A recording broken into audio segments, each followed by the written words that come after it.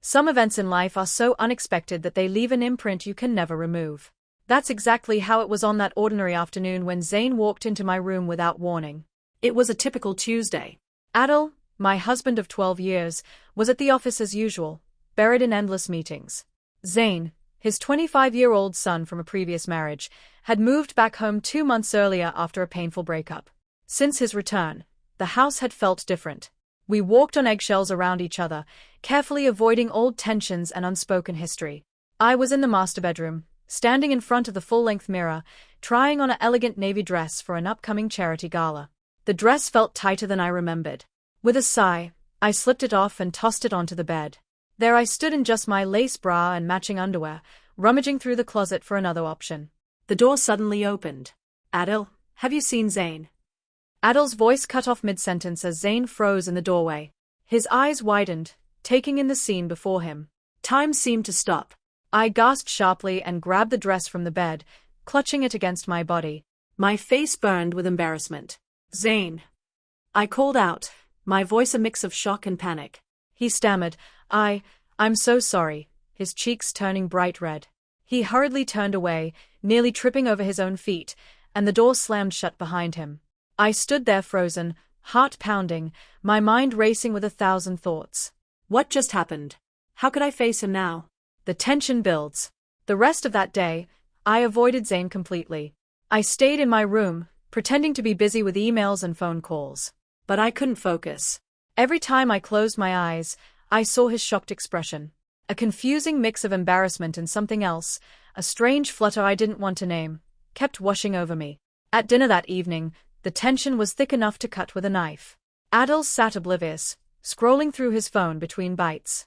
Zane kept his eyes fixed on his plate. "Did you finish those errands today?" I asked, trying to sound casual. "Yeah," Zane replied quietly, not looking up. Adil glanced between us. "Everything okay? You two are quiet tonight." We both forced smiles and muttered that everything was fine. But nothing felt fine. In the days that followed, every interaction became loaded with unspoken energy. Lingering glances in the hallway. Accidental brushes of hands.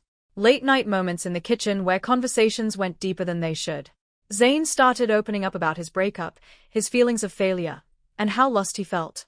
I shared my own frustrations, feeling unseen in my marriage, the routines that had slowly drained the passion from my life. One rainy evening, with Adil working late again, we found ourselves alone in the living room. A simple movie night turned into hours of honest talk. Our hands brushed while reaching for the remote, sending an electric spark through both of us. Neither pulled away immediately. That night marked the beginning of the end of our resistance. What started as emotional connection slowly turned physical. Stolen kisses, secret touches, and eventually nights of passionate intimacy when Adil was away. We both knew it was wrong, but in those moments, it felt like the only thing that made us feel truly alive. The affair continued in secrecy for several intense months, filled with thrill, guilt, and deepening feelings. But secrets this big never stay hidden forever. One evening, Adil came home earlier than expected. He found us together. The confrontation that followed was explosive, shouting, tears, accusations, and heartbreak that shattered the family. Adil's rage was understandable. Zane and I had betrayed him in the worst possible way. That night, everything we had built came crashing down. Zane and I left the house the same night. As we drove away with just a few suitcases, I looked back at the home that had once represented stability and comfort. Tears streamed down my face. I had destroyed my marriage, my reputation, and the family bonds for a connection that now felt both precious and painfully costly. The following year was the most difficult period of my life. Adil filed for divorce quickly and cut all contact. Friends and extended family distanced themselves. The whispers and judgmental looks followed me everywhere.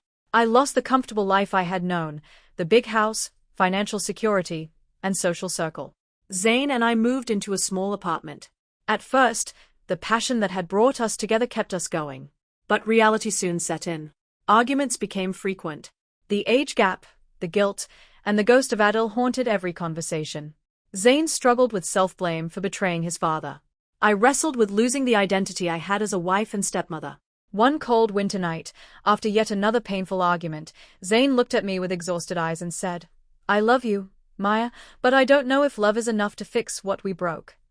He packed a bag and left the next morning. His departure left an even deeper void than Adil's anger had. Completely alone for the first time in years, I hit rock bottom.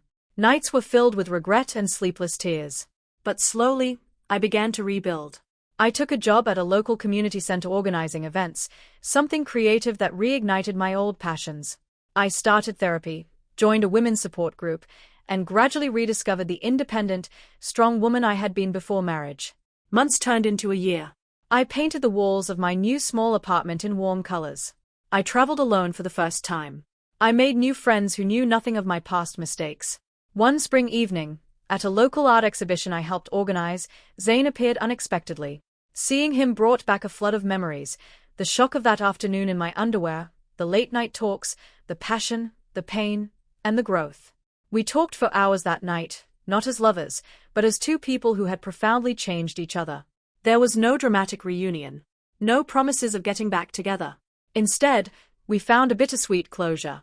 He was doing better, focusing on his career and healing his relationship with his father. I was finally at peace with myself. Looking back today, that single unexpected moment when Zane walked into my room didn't just change one afternoon. It completely rewrote the course of my life. It forced me to confront my unmet needs, my desires, and the consequences of chasing them without boundaries. The experience taught me powerful, painful lessons. Forbidden love often carries an enormous price. Passion without honesty and respect can destroy more than it creates. True healing comes not from running away or repeating mistakes, but from facing our choices, taking responsibility, and choosing growth. Today I stand stronger, wiser, and more self-aware. The scars remain, but they no longer control me.